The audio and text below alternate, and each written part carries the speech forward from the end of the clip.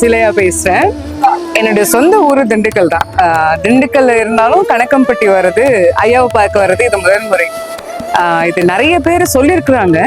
சொல்லும் போது எனக்கு பெருசா அவ்வளவு பெருசா ஈர்ப்பு ஆகல. ஆனா ரொம்ப ரீசெண்ட் டேஸா ஐயாவை பத்தி நிறைய விஷயங்கள் பார்க்கும் போதும் ஏதோ இவரை போய் நம்ம பார்க்கணும் அப்படிங்கிற மாதிரியான ஒரு உணர்வு. நான் இன்னைக்கு முதல் முறை வந்தேன். நீங்க சொன்ன நம்ப மாட்டீங்க, அவருடைய ஜீவ சமாதி இருக்கிற இடத்துல நான் கால் வைக்கும் போது ஒரு வைப்ரேஷன், அது நான் எந்த இடத்தையும் நான் உணர்ந்ததே இல்லை. அதை பர்சனலா நான் இங்க அதை ஃபீல் பண்ணேன். மிகப்பெரிய சந்தோஷம். அதுவும் பூஜை நேரத்துல ஐயா அவர்களை பார்த்ததுல நான் இங்க கேள்விப்பட்ட விஷயம் என்னன்னா, ஐயா நமக்கு நம்ம முன்னாடி வருவார்னா பட்டாம்பூச்சி வடிவத்துல வருவாருங்கிற மாதிரியான விஷயங்கள் எல்லாம் நான் கேட்டிருக்கேன்.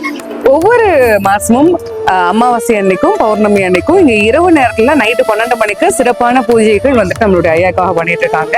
இங்க வேண்டுனா நிச்சயமா நடக்கும் அப்படிங்கறதுதான் ஐதீகமா நிறைய பேர் சொல்லி நானும் சொல்லி கேள்விப்பட்டிருக்கேன். ஸோ அப்படி என்னுடைய கோரிக்கைகளையும் இன்னைக்கு ஐயா கிட்ட வச்சிருக்கிறேன்.